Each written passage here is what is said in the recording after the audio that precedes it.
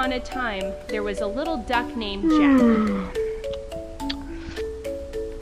Jack woke up from his sleep. So Jack decided he wanted to go look for a soda.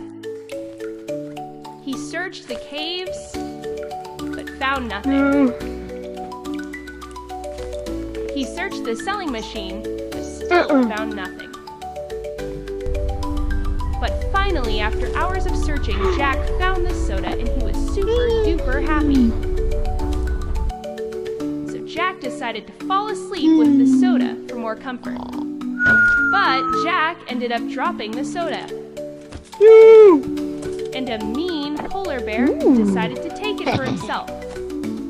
Jack was super sad. So Jack decided to get revenge by kindly asking the polar bear for his soda back. Jack put the RPGs in his bag. Jack was ready. So Jack looked for the polar bear and finally found him.